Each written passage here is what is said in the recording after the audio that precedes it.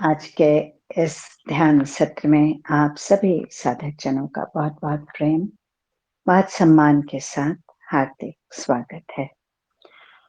ओम सहना भवतु सहनौ भुनक्तु सह वीर्यं करवावहै तेजस्विनावधीतमस्तु मा विद्विषावहै। ओम शांति शांति शांति।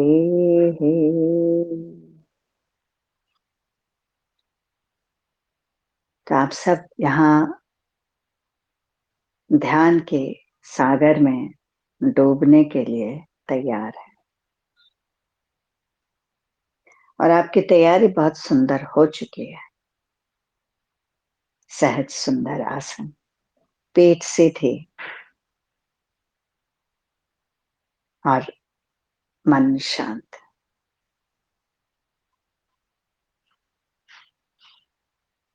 तो ये तैयारी जो आपकी हुई है, ये आपके अभ्यास के कारण है।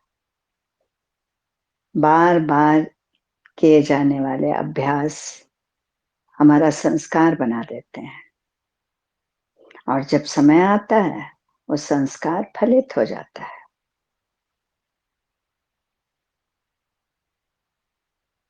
अब आंखें बाहर नहीं देखना पसंद कर रही हैं तो वो बंद हो गई हैं।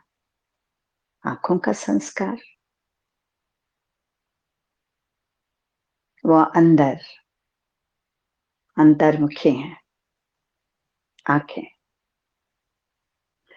आपकी इंद्रियां, पांचों इंद्रियां, ये पांच परमेश्वर की तरह है। पंच परमेश्वर यही तो हमको अनुभव देते हैं, संसार का, लोगों का, परिवार का और न जाने कितनी सारी चीजों का अनुभव, ज्ञान। तो ये पांचों इंद्रियां विश्राम करना चाहती हैं, अब ये अनुभव नहीं लेना चाहती, तो अब वो विश्राम कर रही हैं।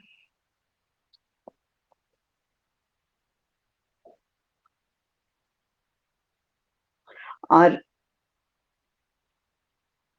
आप जो सुन रहे हैं मुझे, मेरी आवाज को तो आप सुन रहे हैं, पर पूरा ध्यान आपका अपने आप पर है। कौन है जिस पर ध्यान है आपका? आप स्वयं। वो स्वयं कौन है? आप जानते हैं उसे। उसे ही साक्षी कहते हैं। साक्षी ही सुन रहा है। हम आप कहते हैं मैं सुन रहा हूं, मैं सुन रही हूं, पर है वो साक्षी? उसका एक यूनिवर्सल नेम है, मैं। I am listening. मैं सुन रही हूं। कितना नजदीक है ये मैं आपसे, देखिए जरा। मैं कितना करीब है, आपके शरीर से भी ज्यादा करीब। आपके आंख, कान, नाक, त्वचा, जिह्वा से भी ज्यादा करीब मैं। और इसी मैं को समझने, जानने की पूरी जद्दोजहद है आध्यात्म, स्पिरिचुअलिटी। पूरी स्पिरिचुअलिटी जो है, अध्यात्म, हजारों वर्षों से जो हमारी धरोहर है, इंसान की धरोहर, उसका पूरा केंद्र एक ही चीज है, इस मैं को जानना, और कुछ भी नहीं।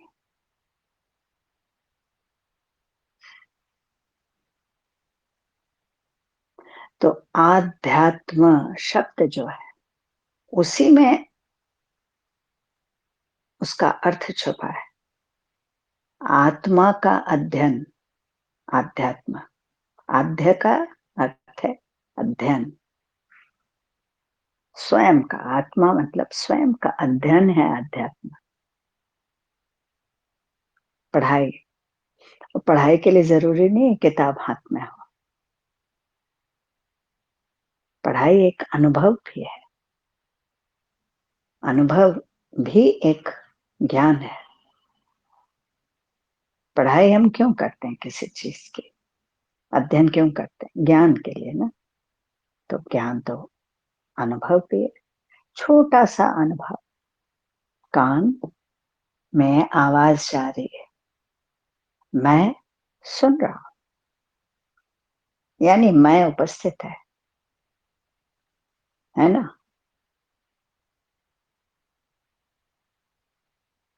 कान भी उपस्थित है, मैं भी उपस्थित हूं कान के पीछे। अगर मैं सो गया, कान में कुछ कहा जाएगा तो सुनाई देगा क्या? नहीं ना। तो मैं का जगह होना जरूरी है,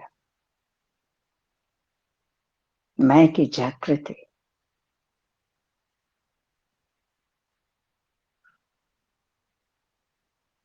तो साक्षी आपका जागृत हो चुका है, आपको हर चीज अच्छी लग रही है, आप हर चीज को एंजॉय कर रहे हैं, अपनी अशांति को भी, अपनी शांति को भी, अपनी तकलीफों को भी, अपने सुखों को भी, दुखों को भी, सबको।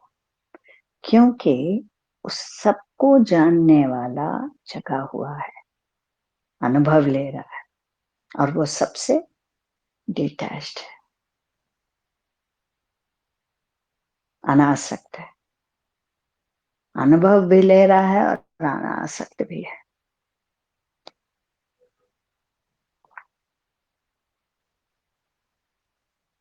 इसी को कहते हैं आनंद की अवस्था।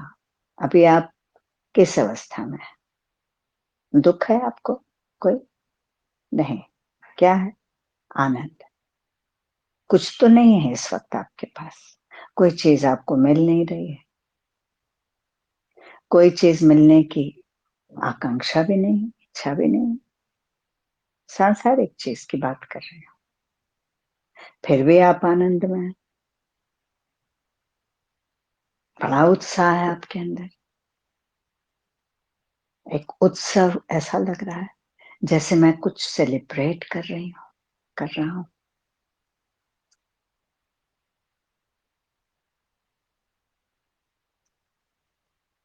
क्योंकि आप पूरी तरह से इस वक्त खुद में स्थित हैं,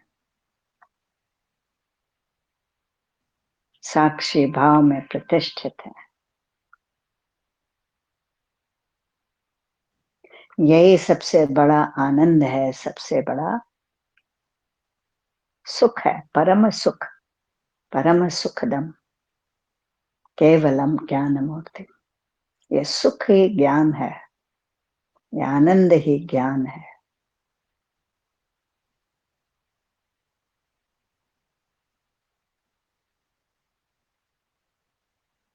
मैं तो ध्यान को ही आनंद कहती हूँ। आनंद ही ध्यान है और ध्यान ही आनंद है। और इस ध्यान को हम जीवन में ही उतार दें, अपने पूरे जीवन में, हर कृत्य में, तो आप सोचिए,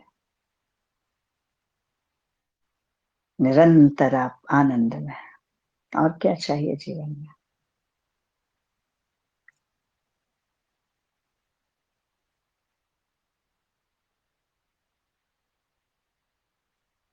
तो अगर मैं आपसे एक प्रश्न करूं अभी, कि आप शरीर में हैं, तो आप कहेंगे हाँ हूं। कहाँ है? शरीर के किस हिस्से में है? तो आपके पास आंसर नहीं। पर ये आपको मालूम है आप शरीर में हैं। शरीर नहीं, मैं शरीर में हूं।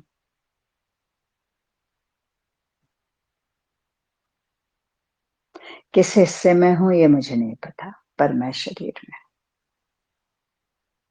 तो पूरे शरीर में है इसका मतलब आप शरीर के हर हिस्से में है इसका मतलब। अगर एक हिस्सा नहीं मालूम है आपको कि किस हिस्से में हो, इसका मतलब है कि सर्वत्र हैं आप। शरीर के एक एक कण में है आप। रोम रोम में है आप।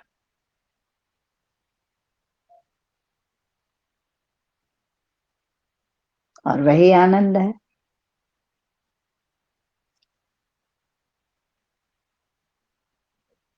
मन आपका चुप है, शांत है, वही आनंद का विषय है।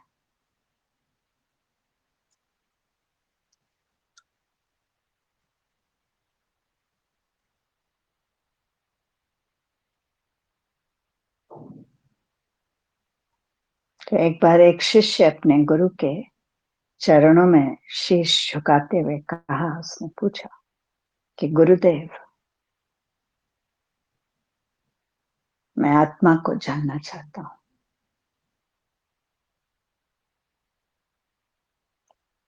वो शिष्य भी परिपक्व था। वो पहली बार ये प्रश्न नहीं सोचा था उसने। वो इस प्रश्न पर बहुत चिंतन करता रहा था।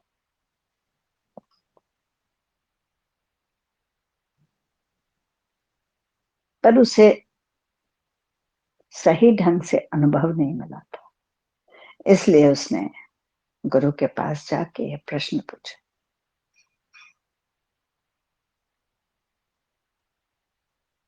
मैं आत्मा को जानना चाहता हूँ। तो गुरु ने कोई जवाब ही नहीं दिया, चुप रहे। थोड़ी देर इंतजार करता रहा शिष्य के, गुरु जी अब बोलेंगे, पर नहीं बोले। और शिष्य ने फिर वही प्रश्न किया, पर गुरु ने फिर कोई उत्तर नहीं दिया। अब शिष्य की जो अंदर से उसको एक इच्छा थी, आकुलता थी, बढ़ने लगी। उसने सोचा कि आज नहीं उत्तर मिलेगा तो ये मेरे लिए बहुत बुरा होगा। उसने उसके आंखों से आंसू निकल पड़े। उसकी इतनी अदम्य इच्छा थी जानने की।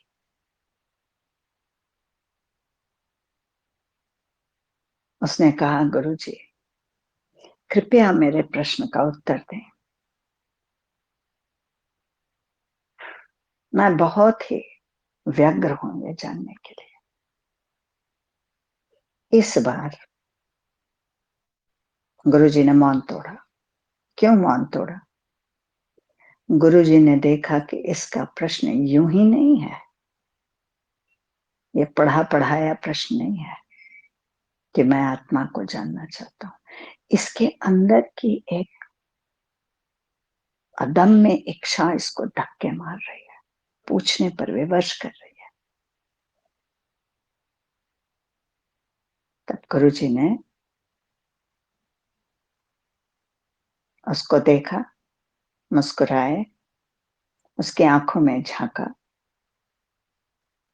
और कहा,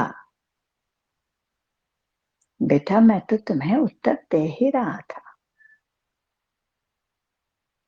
तुम ही नहीं समझ पा रहे थे। तो मैं क्या करूं? कैसे उत्तर दूं? कैसे उस आत्मा के बारे में बोल के बताऊं तुमको, जिसके बारे में कुछ कहा नहीं जा सकता, उसे अनुभव किया जाता है।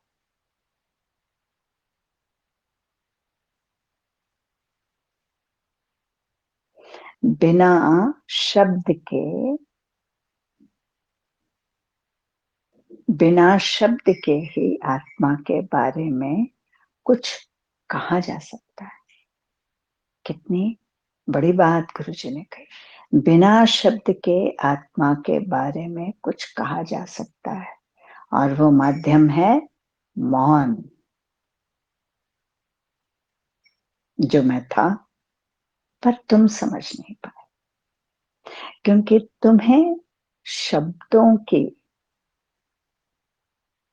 हमेशा जरूरत पड़ती है हर चीज समझने के लिए।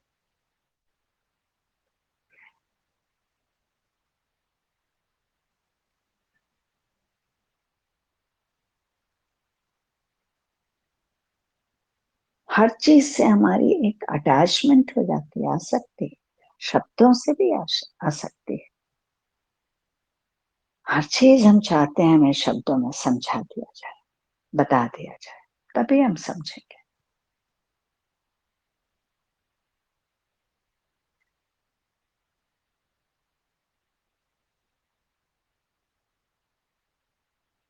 गुरु जी ने कहा, सच मायने में मैंने तुमको बता दिया उसी वक्त, पर अभी तुम्हारा मन तैयार नहीं है उस माध्यम को समझने के लिए, जिसे कहते हैं मौन।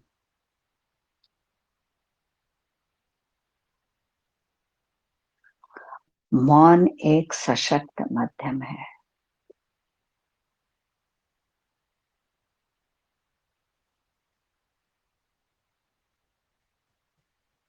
इस संसार को जानने के लिए, लोगों को पहचानने के लिए आपको शब्दों की जरूरत पड़ती है,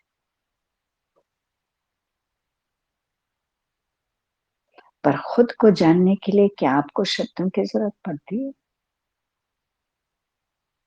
आप चुप हो जाते हो तभी तो खुद को आप जानते हो। आप चुप हो जाते हो तभी तो आप अंतर्मुखी होते हो।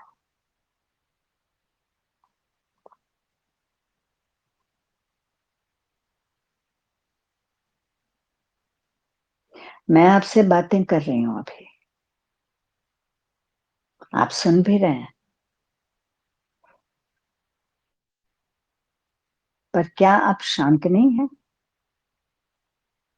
क्या आप चुप नहीं हैं? सुनते हुए भी आप चुप हैं, बिल्कुल वैसे ही जैसे मैं बोलते हुए भी चुप हूं।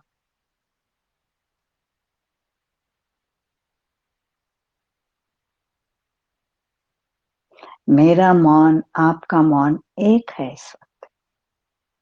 इसीलिए तो मेरी आवाज को सुनते हुए भी आप मौन हैं, क्योंकि मैं मौन हूं।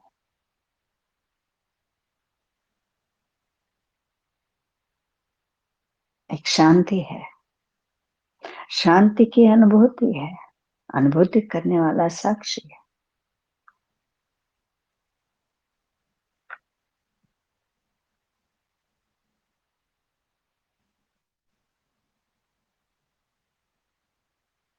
तो हमारी साधना का एक सबसे बड़ा माध्यम है मौन। और मौन को हमें समझना है, मौन क्या है। मौन का अर्थ ये नहीं होता है कि आप चुप हो जाए, कुछ बोले ही ना, आप कुछ सोचे ही ना। मौन का अर्थ ये नहीं होता है। मौन का अर्थ होता है आप कुछ बोले, आप कुछ सोचें, उसके पीछे पूर्ण सजगता हो, पूर्ण साक्षी भाव, ठहराव हो। सोच समझ के बोलना, सोच समझ के सोचना, उसे कहते हैं साक्षी भाव। अवेयरनेस हर चीज में, खास तौर से बोलने में, सोचने में। और तभी तो हमारा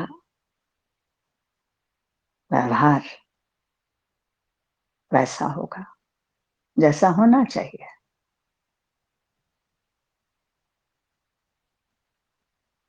तो मैं इस वक्त क्या क्या कर रही हूँ? सोच समझ के बोल रही हूँ।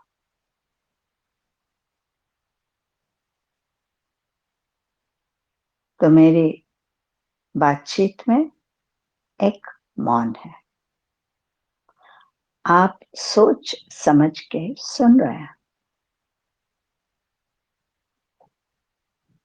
सोच समझ मैं एक साथ जोड़ रही हूँ क्योंकि उसी को अवेयरनेस कहते हैं।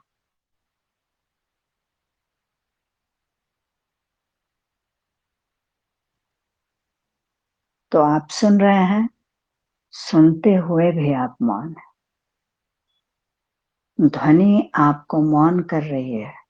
ध्वनि मेरे अंदर निकलती है पर वो मुझे मौन कर रही है। बस इतना ही है। इसीलिए हमारे और आप में एक एकात्मता है।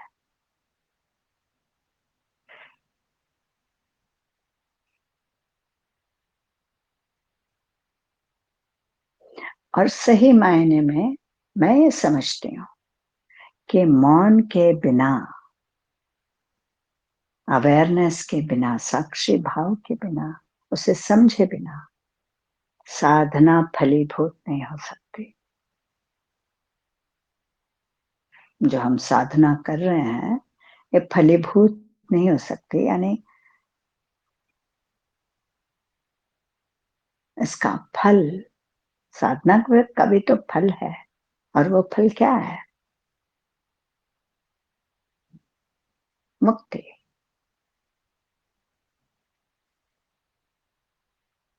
मोक्ष। आप किस लिए साधना कर रहे हैं? हम किस लिए साधना? कोई भी इस विश्व में स्पिरिचुअलिटी को क्यों अपनाता है? तो पहली जरूरत है एक सुंदर जीवन जीने के लिए, संबंधों में सुंदरता बनाए रखने के लिए, और उसके बाद स्वयं को जानने के लिए, और इस हद तक जानने के लिए कि वो मुक्त हो जाए। इतना जान जाए अपने आप को कि वो मुक्त ही हो जाए। मुक्त ही रहे, हो जाए मतलब फ्यूचर में नहीं, वो मुक्त ही रहे। हर कार्य करते हुए उसको एक समाधान रहे, शांति रहे, मुक्ति रहे।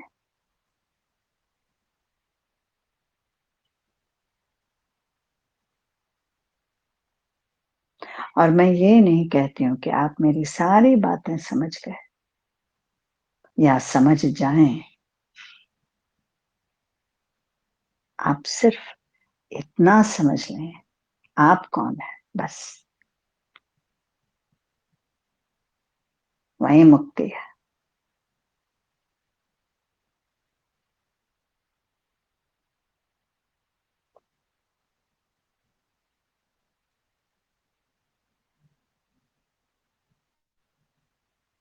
अब ये मौन जो है, ये सांसारिक दृष्टि से, यानी संसार में रहने के लिए भी एक बड़ी जरूरी चीज है।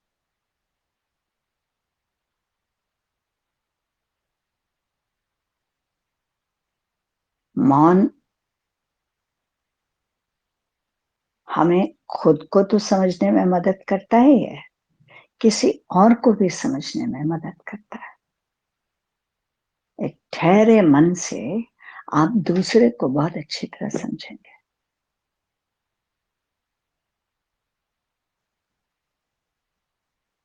अगर मन क्लटर्ड हो, बहुत उसमें विचार हो और उलझन में हो, ना आप खुद को समझेंगे ना दूसरों को,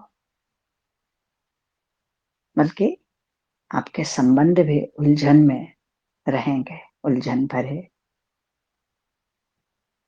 और कोई उलझन में रहना नहीं चाहता, कोई भी व्यक्ति। हर व्यक्ति एक समाधान चाहता है, क्रिस्टल क्लियर। अपने मन को ऐसा बना के रखना चाहता है। कैसे हम पानी पीते हैं तो क्रिस्टल क्लियर वाटर चाहिए हमें। गंदा पानी हम नहीं पी सकते। थोड़ा भी उसमें कण हो गंदगी का तो हम उसे दूर रखेंगे अपने से। ठीक वैसे ही मन हमारा विचारों से, अच्छे विचारों से, पॉजिटिव थिंकिंग से भरा हो तो विचार अच्छे।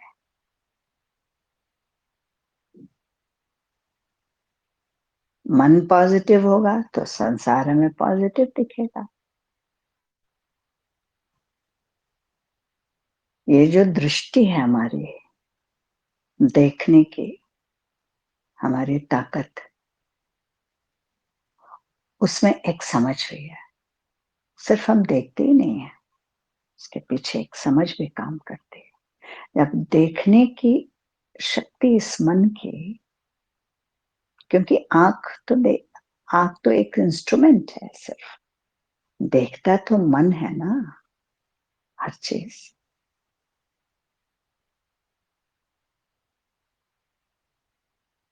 तो अगर मन सुंदर है तो सुंदर दिखेगा। आंख भले ही थोड़ी धुंधली हो तो भी वो सुंदर दिखेगा, क्योंकि मन देख रहा है।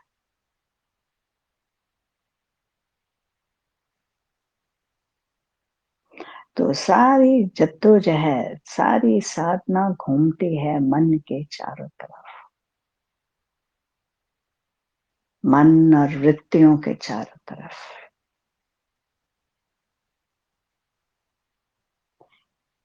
और ये वृत्तियां ऐसी हैं कि शरीर के समाप्त होने के बाद भी ये रह जाती हैं वृत्तियां, ये नहीं समाप्त होती। शरीर समाप्त होता है, हाड़ मांस का शरीर, वृत्तियां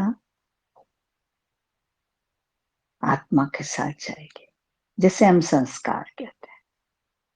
वो हम लेके आए हैं कुछ, फिर लेके जाएंगे।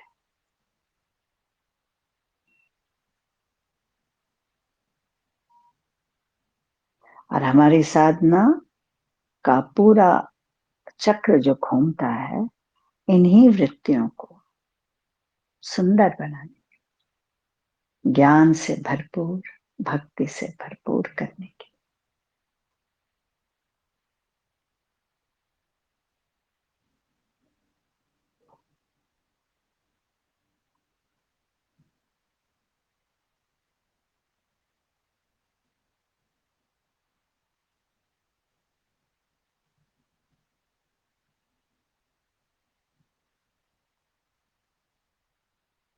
तो वृत्ति से हमें निवृत्ति नहीं मिलेगी, वृत्ति को खूबसूरत बनाना है। खूबसूरत बनते बनते बनते बनते वृत्तियों की निवृत्ति होती है। वृत्तियों को आप जानते हैं वो क्या है? विभिन्न प्रकार के विचार।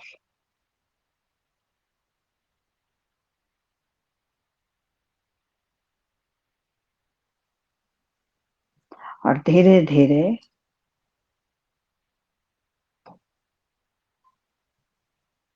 विचारों की जो विभिन्नता है वो अपने आप स्वच्छ होने लगती है साधना से। मन थोड़ा ठहरने लगता है, खाली होने लगता है, शांत होने लगता है, और हम बड़े सुकून में, आनंद में रहते हैं। तो निवृत्ति हो रही है धीरे धीरे।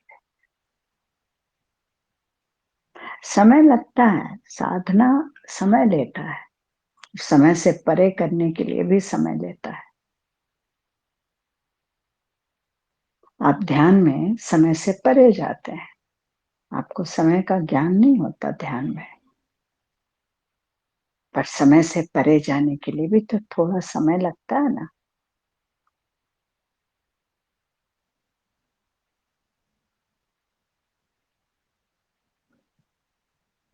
इसीलिए गीता में श्री कृष्ण ने कहा, मैं समय हूं, मैं काल हूं। वो काल में भी है, वो अकाल में भी है। अकाल मतलब जहां समय नहीं है।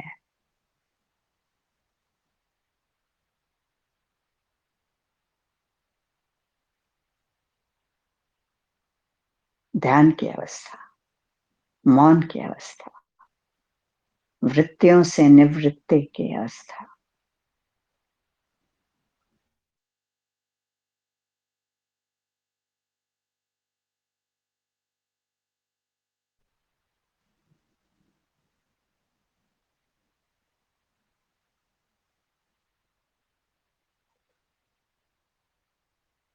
तो जब जब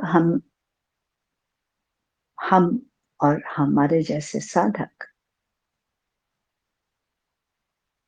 इस बात को समझने लगते हैं कि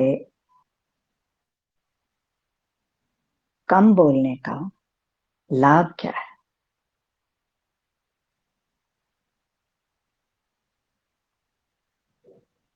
वहीं उनको अपने बारे में बहुत बड़ी गलतफहमी दूर हो जाती है कि ज्यादा बोलकर हम अपने आप को एक्सप्रेस करके हम अपनी बात कह सकते हैं।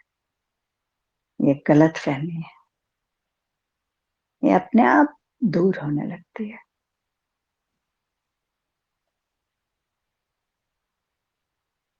बातचीत, वार्तालाप समाज के लिए जरूरी है, एक को दूसरे से जोड़ने के लिए जरूरी है,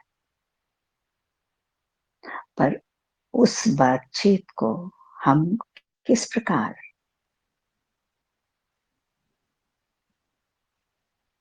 सुंदरतम बनाए, यानी उस बातचीत में भी कैसे मौन को रखें, बातचीत भी रहे, शब्द भी रहे, एक्सप्रेशन भी हो और मौन भी हो, यानी कितनी अवेयरनेस रखें अपने कॉन्वर्सेशन, अपनी बातचीत में। मौन क्या है? एक अवेयरनेस है कि हम क्या बोल रहे हैं, क्यों बोल रहे हैं, कैसे बोल रहे हैं, कितना बोलना चाहिए या नहीं इस वक्त, और कितना बोलने से काम चल जाएगा। ये सब अवेयरनेस ही तो है। ये समझ कहाँ से पैदा हो रही है? हमारे ही अंदर से।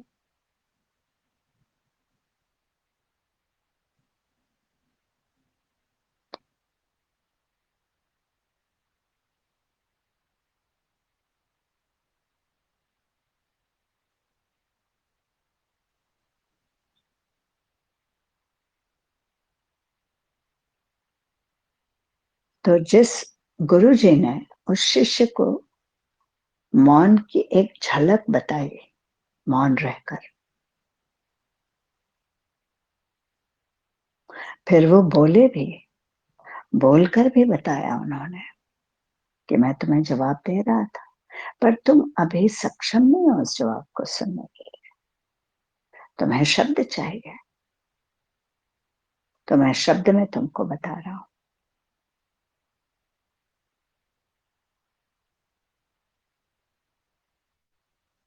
और जब शब्द में बताया गुरु जी ने, तो उस शिष्य ने उसको समझा भी।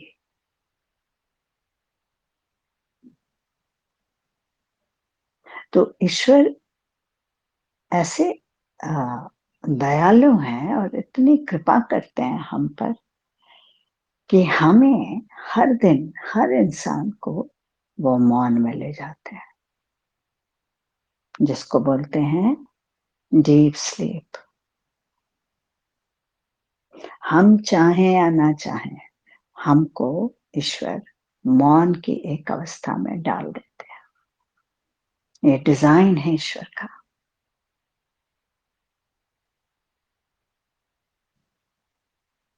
कुछ समय शांत रहो, उस शांति में सिर्फ शांति को रहने दो, कुछ और नहीं। तो डीप स्लीप क्या है? आप डीप स्लीप से बाहर आके ही तो समझते हैं डीप स्लीप क्या है। गहन निद्रा, सुषुप्ति जिसको कहते हैं, वो क्या है? उसको आप सुषुप्ति से बाहर आके जानते हैं और आप कहते हैं बड़ी अच्छी नींद आई, बहुत गहरी नींद में सोया। पर गहरी नींद में तो आप नहीं बोलते इस बात को, बल्कि आप जानते ही नहीं है कि आप गहरी नींद में थे। और गहरी नींद को ईश्वर ने ऐसे डिजाइन किया है कि वो हर व्यक्ति को कुछ देर के लिए अपने पास रखता है। गहन निद्रा जो है वो कारण शरीर है, सूक्ष्म शरीर। हम सब सूक्ष्म शरीर में जाते हैं और सूक्ष्म शरीर बहुत नजदीक है परमात्मा के शरीर, महाकारण शरीर के।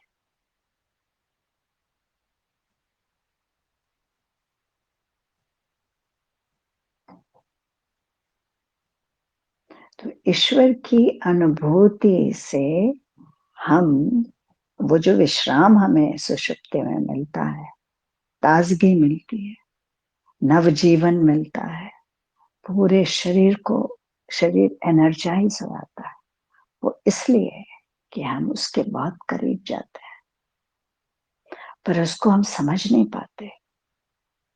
वो इतना मौन हो जाते हैं हम कि उसको हम समझ नहीं पाते कि हम उसके करीब हैं।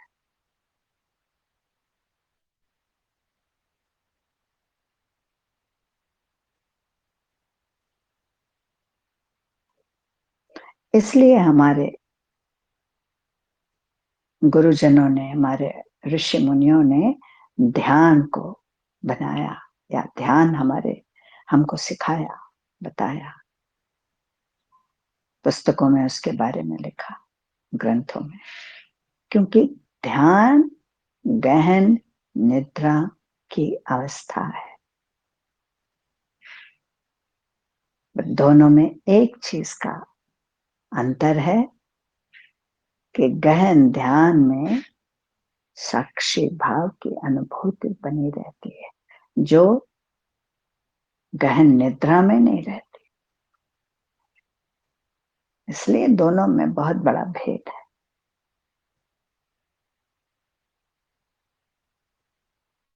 ध्यान, गहन ध्यान भी गहन मौन है,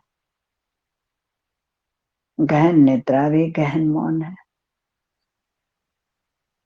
पर गहन ध्यान में साक्षी भाव है, समझ है, बोध है, मैं हूं,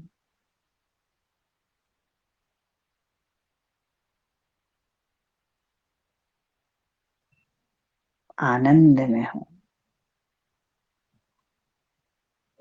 ये मौन, ये विश्राम अति सुंदर।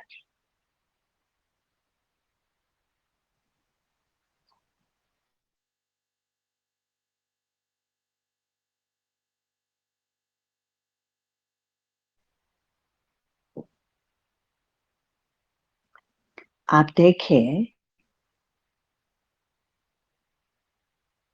इच्छा और आवश्यकता, ये दोनों दोनों अवस्था में कितनी कम हो जाती है। गहन निद्रा में इच्छा और आवश्यकता खत्म, गहन ध्यान में इच्छा आवश्यकता खत्म।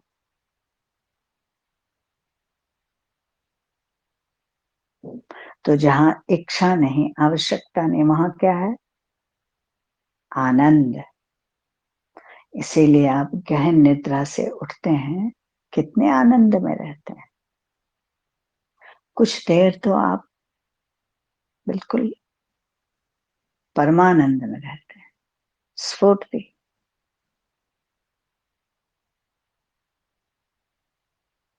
तरोताजा, एकदम मन शांत मन।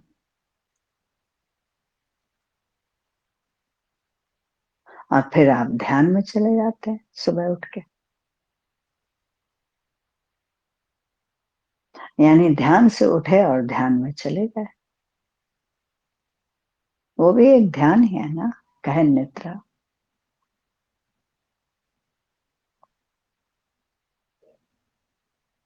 ये इसी को कहते हैं साधना।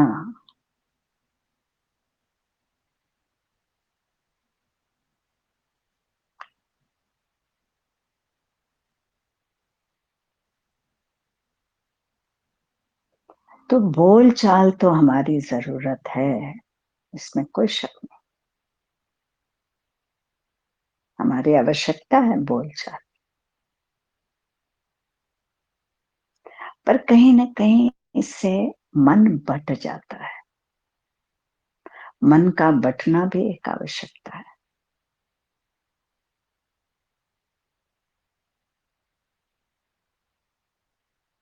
पर अगर आपको बोल चाल के बीच में सजगता को थामे रहें, साक्षी भाव को पकड़े रहें, आप समझते रहें उसे, तब बोल चाल में भी एकाग्रता।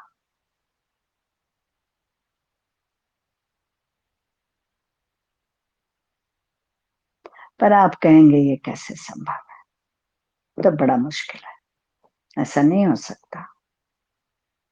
क्योंकि हम ही सिर्फ थोड़ी बोल रहे हैं, बहुत से लोग और हमें सुन भी रहे हैं उनकी बात।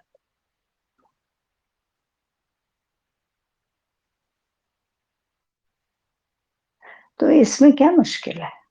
जब हम बोलने में एकाग्र रह सकते हैं, तो हम सुनने में भी एकाग्र रह सकते हैं।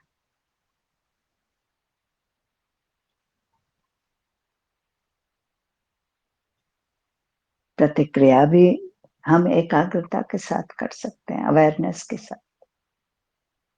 इसमें क्या मुश्किल है?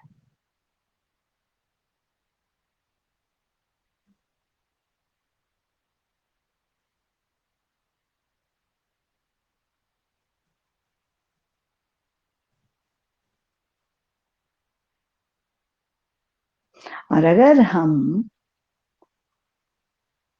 अपने मन को एकाग्र और सजग रखते हैं, तो आप देखिए कि हमारी डे टू डे की क्रियाशीलता जो है, एक्टिविटी, वो कितनी पावरफुल हो जाती है, मीनिंगफुल हो जाती है।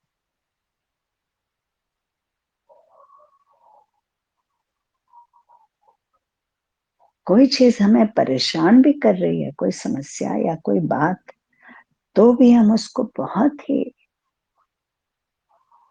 अलग ढंग से देख पाते हैं।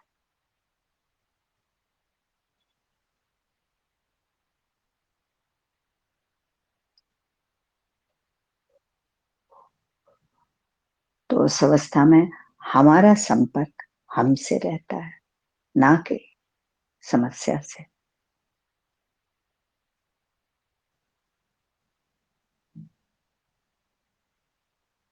समस्या कहाँ है? अगर कोई समस्या आती है, कोई प्रॉब्लम, वो है हमारे मन में। बाहर नहीं होती है कोई समस्या। हर समस्या हमारे मन में होती है। मन कहता है ये तो गड़बड़ है कुछ। तो अगर उस समस्या को देखने वाला एक दूसरा मन उपस्थित हो, साक्षी मन उपस्थित हो, तो वो समस्या भी रह नहीं जाएगी। समस्या, उसके साथ जुड़ा हुआ है एक समाधान, वो भी आपको पता लगेगा। क्योंकि आपका मन बड़ा निश्चल और साफ है, तो आपको समस्या के साथ साथ समाधान भी दिख रहा है। आपके प्रश्न सारे इसीलिए खत्म हो गए हैं, यही कारण है। आप प्रश्न नहीं करते।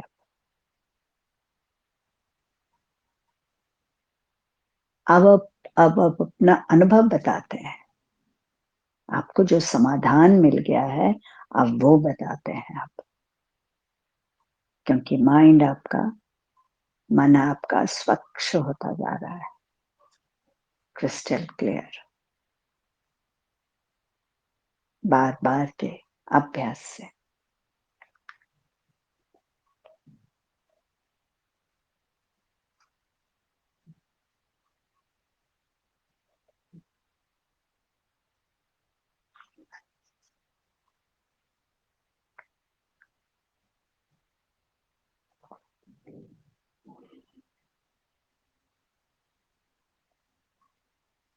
मैं अपनी साधना काल में बहुत सी किताबें मैंने पढ़ी।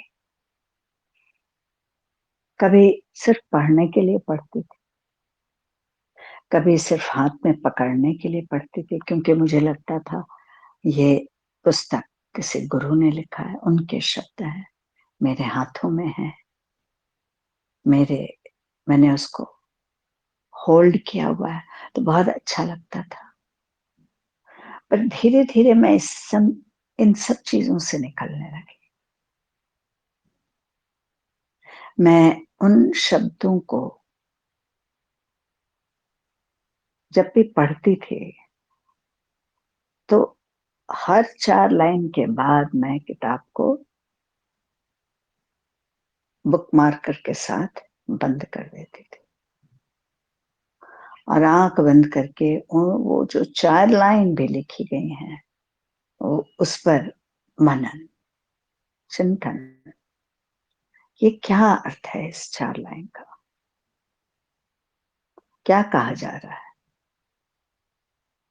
इस वक्त मैं पढ़ रही हूं इसको, मुझसे क्या कहा जा रहा है, इसमें जो ज्ञान है क्या मैं उसे अपने अंदर उतार सकती हूँ, उस पर जी सकती हूँ, उस पर चल सकती हूँ।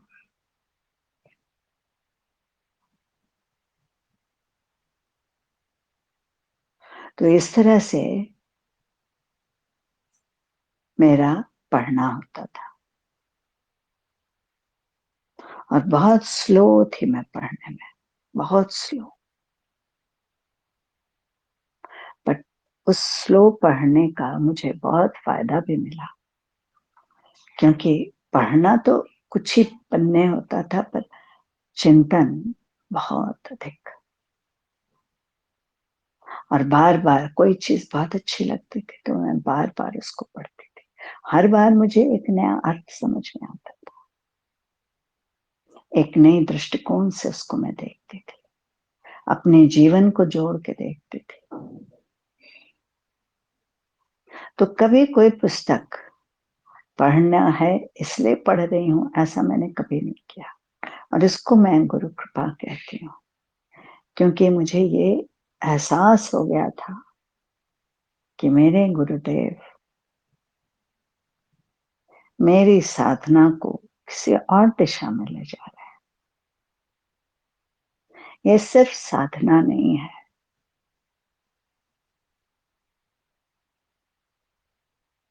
ये कुछ और है।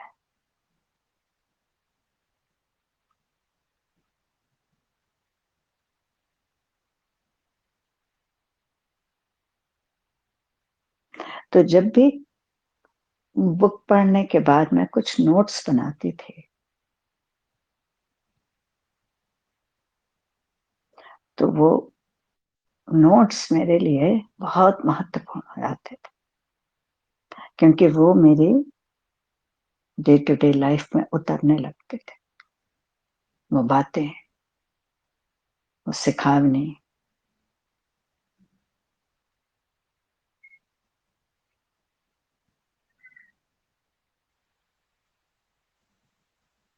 और एक समय ऐसा आया तब जब पढ़ना लिखना बिल्कुल बंद हो गया,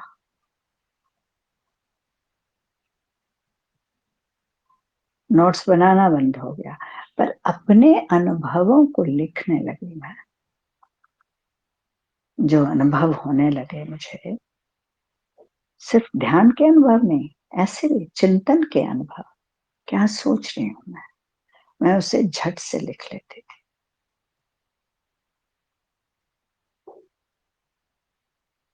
पहले तो पन्नों पर लिखती थी,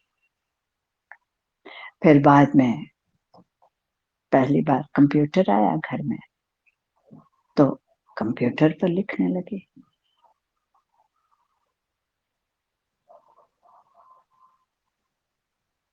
और लिखने का कार्यक्रम, लिखने के पीछे जो गुरु कृपा को मैंने महसूस किया, वो अद्भुत था।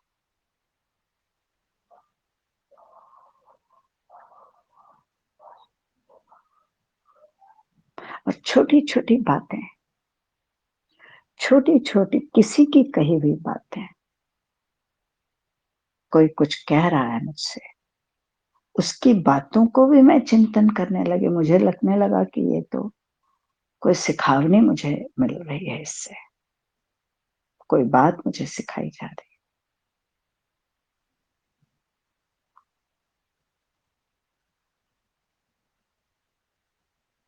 चाहे वो बात मेरे पति कह रहे हो, मेरा बेटा कह रहा हो, या कोई और, कोई मित्र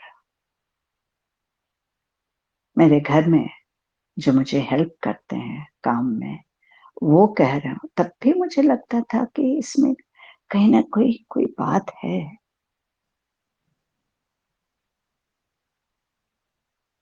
क्योंकि वार्तालाप, बातचीत को,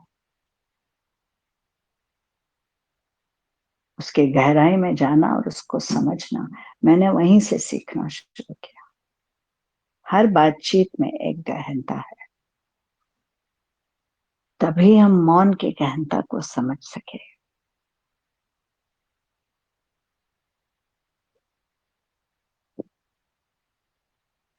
तो यही मैं आपसे अनुरोध करूंगी कि हमेशा अवेयरनेस में रहें। बहुत सी चीजें सीखने को मिलती हैं, जानने को मिलती हैं, समझने को मिलती हैं।